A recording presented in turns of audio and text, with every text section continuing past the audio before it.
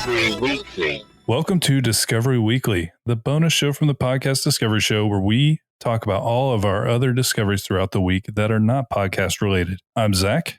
I'm Kirk. And I'm Matt. Speaking of me, I'm going to start off this week with my discovery. So, you guys have all seen a picture of food. I love how you made a segue from the intro. That's my favorite one so far, honestly. Speaking I'm sorry, of me, I couldn't just now let I'm that going to go. talk. It was so good. I am going Because it to was so bad. push this to the extreme. No, please do. That When was I my have favorite to. one so far. I almost 99% of the time, these are going to be terrible. 1% of these are going to be like, wow, that guy's a master at segues. And I pray that listeners only listen to that one time and just assume that I'm a genius. Well, actually listen to all of them. But anyway, all of us have seen a picture of food. We've all been in a drive-thru and we look at the thing. We go, oh, that looks really good. I'm going to get that. And then we get it and it looks like crap, right?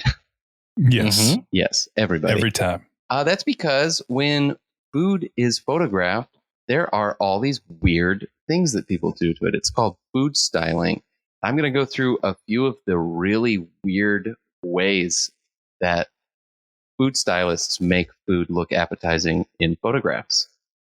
For example, did you know that ice cream, whenever it's photographed, is mashed potatoes? Yeah. They use mashed potatoes because it actually keeps its shape and it doesn't melt. So they can take as many pictures as they want. Here's a fun one. Tacos. Cosmetic sponges keep the shells open so you can see what's inside. Weird, right? So like in the bottom to like. Yeah. You stuff it in the Okay. middle so that it can't like fold over on itself. Huh. Yeah. Here's a great one. Instead of milk, usually milk in photographs is glue. Yeah. Delicious. Really gross. Sometimes they use hair products, is what I'm reading as well. Some gel-based creams. Ugh. Gross. Gel-based Sometimes creams. sunscreen as well, which is great. This one really got me. So anytime that you're looking at coffee, it's usually watered down soy sauce, and the milk is usually some sort of gelatin. Yeah. So think about that whenever you see a nice picture of coffee. That's soy Honestly, sauce. this is just a warning to people that ever go on a food photography set. Yeah. Don't eat the food.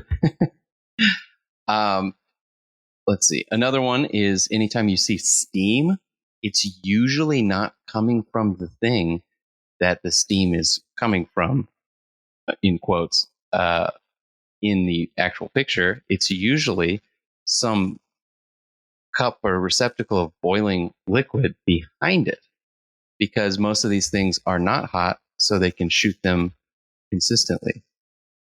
For example, turkey, chicken, all these things are almost always raw, but they blowtorch the skin to make it look really crisp. Another thing, grill marks are typically eyeliner. Let's see, what's another one here? Frosty glasses. This one's interesting because I've been on sets before and we've had our glasses sprayed with water, but you actually put in there a little bit of gelatin in the water and it sticks to the glass. So you don't have to the keep doing bead it. doesn't just run down and go away. Exactly. You don't have to keep reapplying it. Usually in hamburgers, when you see hamburgers, there are layers of cardboard spliced in between all those different layers. So like where there's cheese, then there's cardboard, and then there's the burger, and then under that is cardboard, and under the So that tomatoes, everything looks cardboard. separated. Yeah. And usually in those cardboard, they use little T-pins to keep them elevated, each thing, so it tilts forward and opens it up. Really weird. Wow, this was not a very extensive list because I know there's so many more, but No, that's what I'm seeing here. Have you ever gone down the rabbit hole on YouTube to watch these? Yes, I did see a lot of videos on this. I've seen so many videos of them making the picture or a commercial what's really cool is watching like the crazy devices and stuff they make to like make the like commercials where it's a video. Oh like, yeah, it's insane. There's like cereal catapults that are throwing cereal through freaking. It's nuts. There's like a company that does it, and like that's what they do is they make freaking weird. They make food do weird things for commercials. You know, I mean, think next time you watch a commercial with food on it. Like, why is this grape flying through the sky? It's always like crazy stuff. And that's their job is to make food do weird stuff. It's so weird. Different. It's so weird. And the other thing that I did read was usually you see those perfect cups of soda and they're splashing out just perfectly. Those are usually gelatin molds that they've made prior. What? Yeah. So you just like every Coca-Cola commercial is a lie. Yeah, you just like put that in the top of the glass, and it's this little splash thing, just suspended. I would love to know the psychology on this because there has to be a reason. They're doing this for a reason. Because if Big Macs looked like they actually do on a commercial, people would be like, "Hey, I'll pass on that." Just out of the get-go, I guess. So I'd love to see like how effective it is at making you want to try things. Or making you crave things just by seeing a very beautiful, perfect version of it on a commercial. That sexy Big Mac, man. You really want it. It looks delicious. You get it and you're like, this is gross. It's 90% bread. I just think it's so interesting. Thousand Island on a burger is a good idea. Sesame seeds on a bun? Pass. No, it's so interesting to me because I experienced this once on a Beef O'Brady's set, and I watched them do this with the hamburger with the cardboard and like little toothpicks holding it up, and I was like, oh yeah, that they wouldn't just like have a hamburger there. It would get soggy and gross and it'd be disgusting. And turns out it's more than disgusting. It's inedible what they make. It's like sometimes I remember when I was a kid going to those fancy restaurants and they'd like bring a dessert tray, and some of those restaurants, it wasn't even real desserts. It was just like a replica of the cake or something. And I was like, oh, that's okay. That makes sense. I feel like when we were in school, there was a lot of restaurants that used to be fancy and had like lost their way or weren't as fancy anymore. Golden Corral. It's not Golden Corral. That was never fancy. When I was a kid, I thought it was fancy. Oh, when I was a kid, a buffet. That's the move. A chocolate fountain, a fountain, anything. Exactly. That's a classic place. If your spokesperson is Jeff Foxworthy, you know it's good. It might be a classy establishment. Speaking of classy establishments, there is a school called Norland College that might make all of us reconsider our profession. I got to give you props for that, by the way. So Norland College is the preeminent nanny college that I've ever heard of. I saw a random video of it that I will link in the show notes. But this is we're going to teach you how to change a diaper school. They probably include that. But this is a full college experience that is 4 years, with the last one being essentially live-in. So the last one, you're on the job. You are a nanny, but you're getting paid less than what you normally would. But royalty in England uses this. Celebrities in England use this because these nannies are very highly trained. They learn self-defense. They learn self-defense. Yes, they learn what do they call it? Like strategic driving. So they like learn how to drive really well. They learn sewing. They learn like advanced like school things as well. They are excellent. Is this a spy college or a nanny college? Kind of. It's like it's the spinoff that Kingsman should have. Straight up, just go into the spy nannies, because literally part of what they're trained to do is because a lot of times they're working for celebrities or for politicians or people that there's a chance that they would be exposed to more danger than others. And so they have to be able to at least escape the danger. And so this whole school is based around making super nannies. And it's crazy to watch it because they got the idea for Man on Fire. Yeah, kind of. And so it is slightly expensive. It will cost you $20,000 to go. But the vast majority of these are making, they can make six figures as a nanny. And so it really is just this whole interesting thing I had never thought about. And it was started in 1892 because somebody was just going to make this as this is the best childcare school that we can possibly have. And they have just created this reputation for themselves. They literally have these very traditional looking uniforms that look like kind of like Mary Poppins-y. It makes me wonder if Mary Poppins was kind of like inspired by this. And so it was like just this really cool thing. And I mean, if you can make six figures just like driving a car or basically being Liam Neeson and Taken is what it sounds like they train you to be. And who doesn't want to be that? That sounds pretty interesting. But yeah, I will definitely show I'll put the video in the show notes because it's pretty funny to watch some nannies out there like taking self-defense training. And there's also, they get tons of first aid training and everything else. I think they take sewing like every year. So they can do anything from fix like a rip in your jeans to making an escape getaway in your car away from some kind of mafia people that are trying to get you. And that's the kind of nanny you want. I guess. Man. So I've been listening to a book. I've been ear reading a book, as Josh used to put it, because I can't. I'm illiterate, actually. But I've been listening to a book called 10 Years a Nomad. And it's about this guy that it's very interesting because he didn't have a lot of money. Because a lot of times I'll listen or read these travel books, and it's usually somebody that they're like, I traveled the world for a year. Like, yeah, because they paid you for, writing a book about traveling the world for a year, And pretty awesome this guy had no money when he did it. So it's really cool.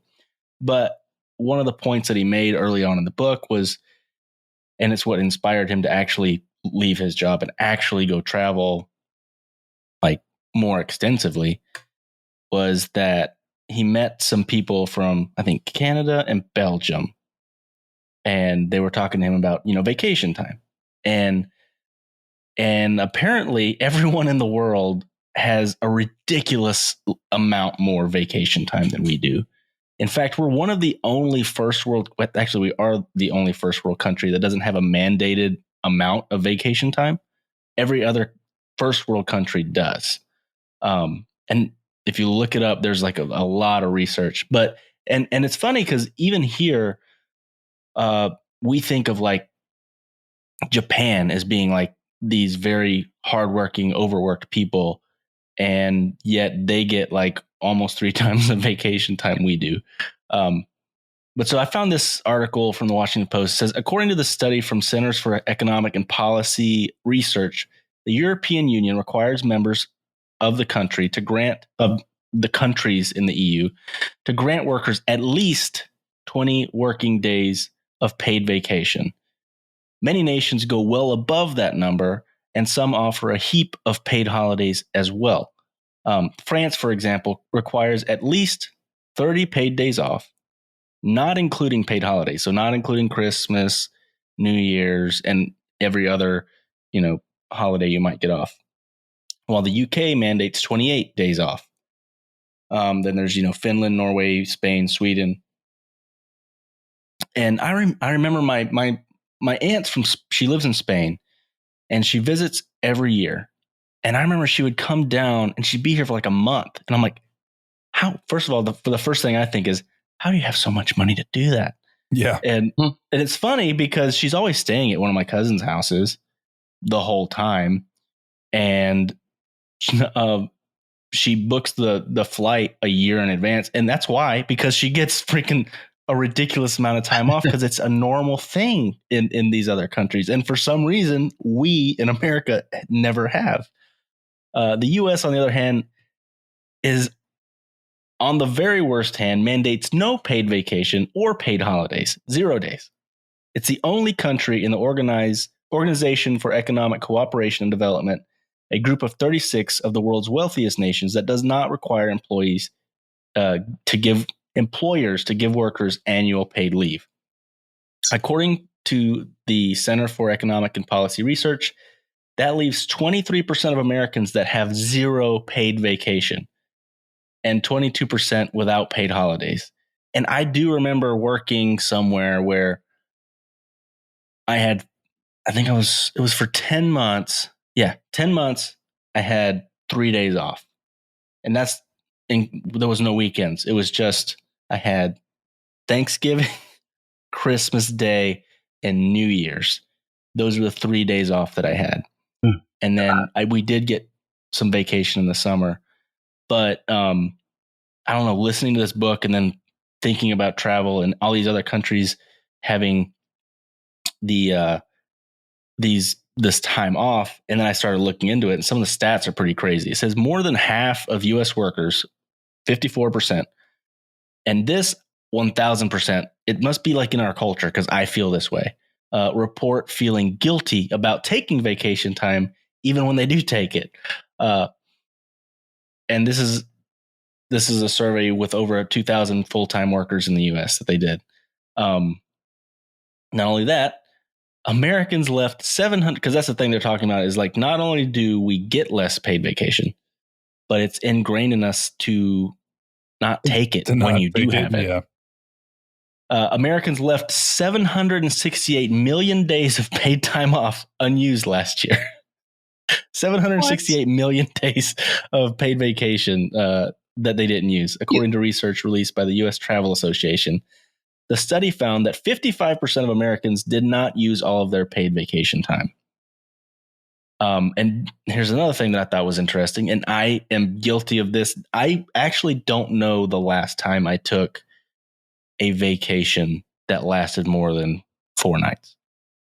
I don't know if I've ever taken one as an adult that lasted that long, actually. I've taken one, and I remember it like vividly. It was a very special time for me.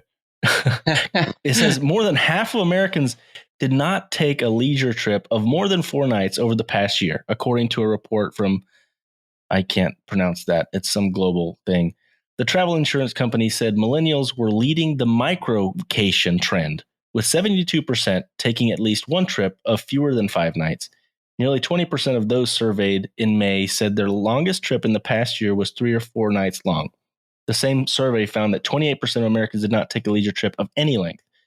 Yeah, I mean, most of the time, the longest trip I'll take is like 3 nights. And that's the thing, is it doesn't even give you the time to kind of get out of work mode. You're just kind of like barely starting to get into vacation mode when it's time to go back to work. And so it doesn't even really get you that reset that you need to kind of be more productive. And I don't know, it's pretty crazy. And then, of course, there's a lot of other studies about how productive are you actually if you get vacation time. People in these other countries are more productive, blah, blah, blah, blah, blah. But I just thought it was fascinating to actually look into it. Because when he said that, I was like, I've never really looked into that. Like, how much vacation time do other countries get? Because, I mean, I think the average, again, it's not mandatory, here in the U.S., but I think most people get like maybe 2 weeks, 14 days paid vacation. I mean, I have a buddy. I have both been fortunate enough and unfortunate enough to never have a full-time job. So I've never gotten any of these benefits or whatever. It's basically I work and I get paid, or I don't work and I don't get paid. Like, that's that. But I have a buddy who's been working a full-time job for a long time. He just put in his 2 weeks, and he has like 3 or 4 weeks of paid vacation days that he like. They were bargaining things for him getting his job, and he hasn't taken any of them. And I'm like, man, I don't get it. I would, and maybe it's because I haven't had a full-time job, but I'm like, I don't care about these jobs because they don't care about me. So I'm going to leave whenever I want to. But it's crazy how ingrained it is. That's crazy. I can't believe 768 million days. Million days. Yeah. Obviously, it's collectively. It's not one guy. Man, that guy hates vacation. He keeps going, he looks up at a calendar and he's like, well, the vacation starts tomorrow, and then it's tomorrow, and he's like, oh crap, I forgot. Well, you heard it here. Everybody go take your vacation days. Kirk is going to start mass chaos across all of America because everybody's going to take their vacation. Do it. Do it. We can do it. I am going to shout out. Speaking of do it, just kidding. I'm going to shout out. I'm going to shout out a great musician who has just released an EP from an album that's coming out. Zach, you know this guy. You've talked with him about the album, but I'm really excited to see it come out because he hasn't released new music in a long time, and I'm really excited because it's really good. This is Mountain Holler, and the song is called The Alchemist, and you can find it everywhere that music is, and I'm just really proud of him, and it's really good. So I'm really excited about it. It is a very solid album. We'll definitely bring it up again when the album drops because everybody should check it out. It's a really good one. Anyway, that's my short discovery. So I saw a guy post a video of his entry to the Deep Space Food Challenge, and I had no idea what that was. So I looked it up. And what it is NASA basically has offered to pay people if they can develop technology that solves their challenge goals. And the challenge goals are this.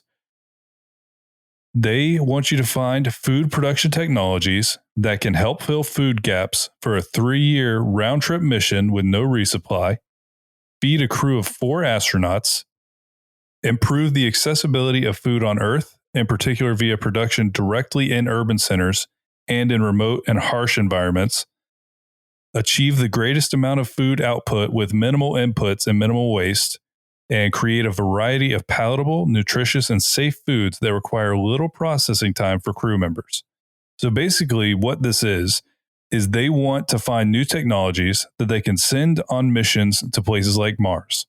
So when crews get to Mars, they can not only have a supply of food, but can begin to generate their own food, begin to grow their own food so that essentially they can start the process of making it a livable space, not just okay, we ran out of food, now we're all going to die. They want it to be where they're constantly creating this. And NASA is paying a lot for this, really. Up to the top 20 top scoring teams will receive $25,000 and be invited to compete in phase 2. And there's also an international section of this where the top 10 international teams will also be recognized because for the most part, this is a US and Canadian competition, but they welcome everybody to participate as well. But NASA, and then I can't remember what their name is. I'm sure it's on here somewhere, but the Canadian version of NASA, I think it's CASA. They are also a part of this. A bonus little discovery that I made just because I saw it was on there. They are also sponsored by the Methuselah Foundation, and their stated goal is making 90 the new 50 by 2030. So they're trying to find a way to increase lifespans significantly. And I don't know everything they're up to, but it looks like they're really just putting in a lot of money on research to try and find how they can lengthen lifespan. And I just thought that was an interesting sponsor. But yeah, right now they basically have just closed phase 1 registration and they're about to review who's going to win. So I will check back in on this because soon we will find out who the top 20 inventions are. The new inventions that they think could possibly work in a space mission to a hostile planet to keep them alive. And that sounds tight, though. They already invented the Easy Bake Oven. You're right. Do you want to eat something that tastes like crayons and is in a muffin tin? Because we got the invention for you. Easy Bake Oven. Boom. NASA, thank you. And NASA, and where's my check? Yeah. Where's my check? Canadian NASA, you too. Yeah. I love that little sponsor too, by the way. The PDS show is sponsored by the Methuselah Project. They're trying to turn us into robots, and if not, cryogenically freeze our heads after we die. Make 90 the new 50. I don't think By they're actually any freezing means. anyone's heads. That's a joke. So this is a little bit of a shout out, but also a great discovery. There was a point in time when I was making another podcast called The Florida Man Show, and it was a scripted podcast based off of ridiculous stories about Florida men. And it was really fun, but it just took a lot of time. I just didn't have enough time to keep doing it. But what I ended up doing is the Podfix Network has taken my back catalog of shows that I made. It's now a Podfix exclusive, so you can go listen to them. And everyone on the network is able to now write stories, and I will voice them, but I don't have to write them. I don't have to, do the production and all that kind of stuff. So I'm able to do that. But they just sent me a new script today, and the story that it was based off of is great. Any teasers? Yeah, no, I'm not gonna read it as Florida Man. That's you gotta pay for that. You gotta pay for that, and by pay for that, I mean just you can hear it on put a Podfix listen Network. for the Podfix Network. So here's the story from the Miami Herald. A giant red hamster wheel washed up on a Florida beach, and a man was inside. Seashells, plastic water bottles, the occasional flip-flop. Those are typical things you might find on a beach. But a giant hamster wheel? Not so likely. So this is the story of a guy named, what is his name? Reza Bellucci. Okay. And Reza Bellucci. Yeah, he sounds like a Mr. Bean and Rat Race. Reza type Bellucci guy. It does. God, he's got it's so good. It's so good. I'm sorry. I get excited reading about this thing because he's just so funny. He has this, it's called a hydropod, as he calls it. It washed ashore near Hammock in Flagler County, about 30 miles from where he first started. Serious. 30 miles is something. No, that's serious. By water and a hamster ball? That's serious. Well, he was trying to go to Bermuda. I mean, yeah, that's not good there.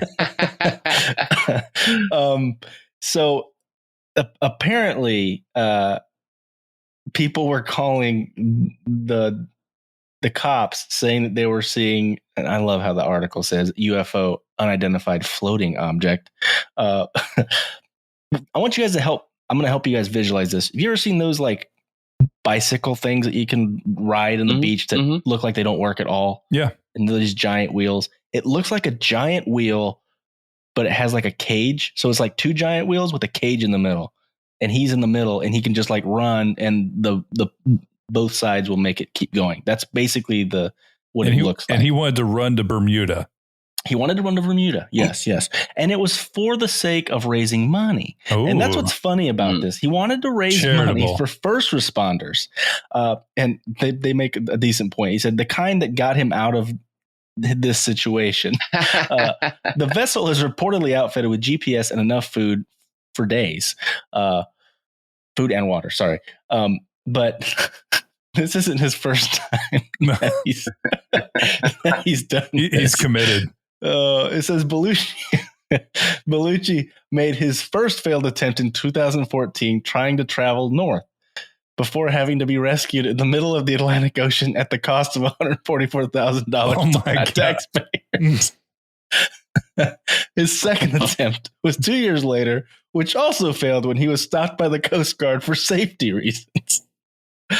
Okay, and this is where I started digging in. And I'm like, oh, I got to look into this. It says on his website, runwithreza.org, he says future plans include meeting with world leaders to encourage connectivity, planting a tree as a symbol of growing personal empowerment, and creating a reality show. Oh.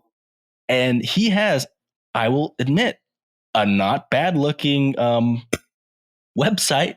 And this episode is brought to you by Squarespace. It's not actually.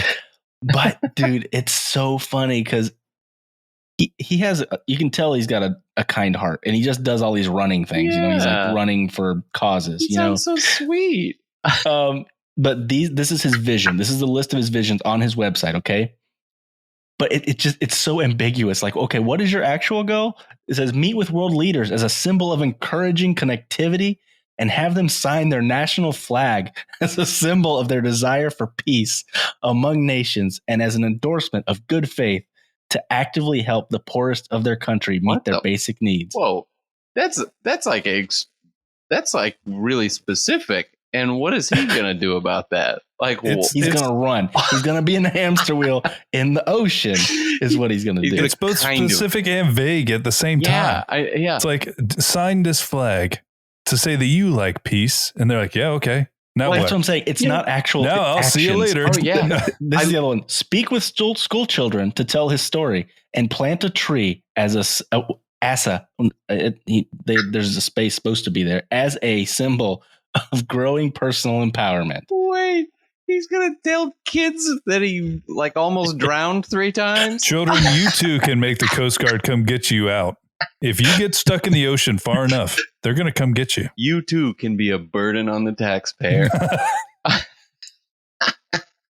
Create a web broadcasts along the journey showing the human spirit of every nation. Where's your internet? Okay, see, it's like it is amazingly vague. The human That's spirit. What I'm saying. Organize Run with Reza events in dozens of cities and have a festival on every continent. Partnering with youth organizations, local governments, sustainable living associations, and renewable energy companies. Oh my God. This sounds like a South Park episode. Yeah. Where a guy like reads about a charity one time and then does this. He's going to be like, sign your flag, world leader. And it's like, I own your country now. You signed it.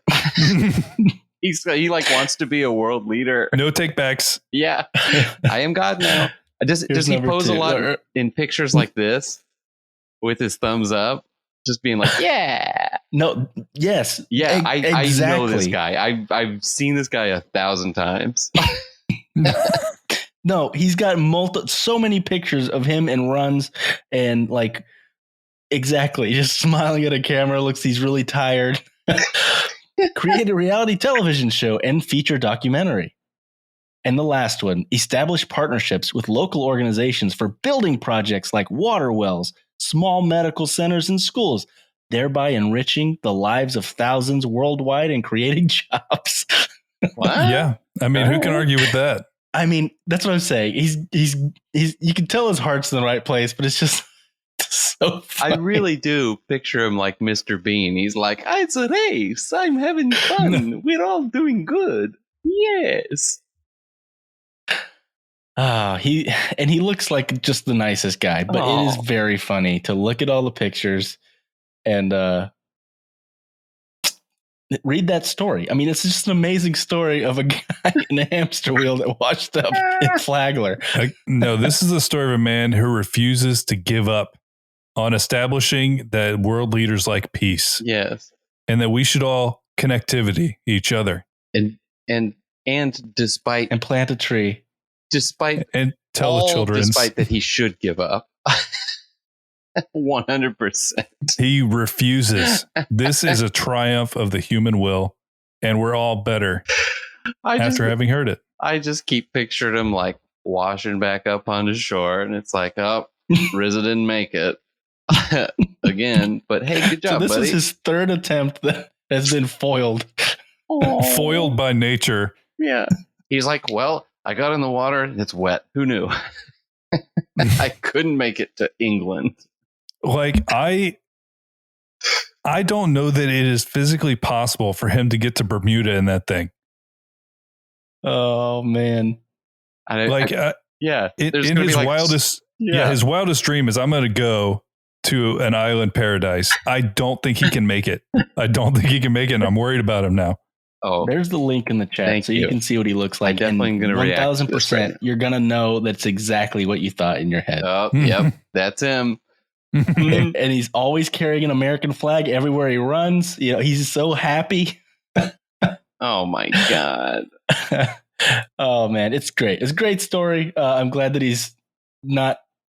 I'm glad he wasn't successful, because if he was successful, most likely he would have died. You know, that's what would have happened. And we wouldn't really be talking about him. We'd be like, just another guy swimming to Bermuda.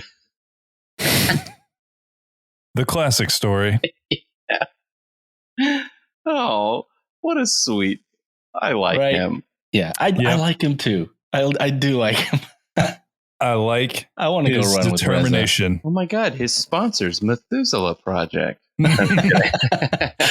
He's 140 years old. No, if you click on that, it says that connection is not private, and they might be trying to steal my information. Oh, it didn't say the that link on that mine. I put in here. I don't like that. No. His sponsor. Oh, it's not the Methuselah. Cambridge Analytica. That name sounds familiar. Why? But yeah, I think that's all our discoveries for this week. And we will talk to you again next week.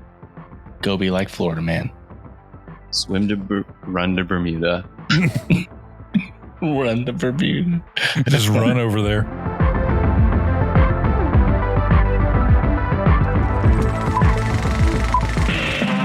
This was a podcast from the Podfix Network. You can check out more shows like it at podfixnetwork.com.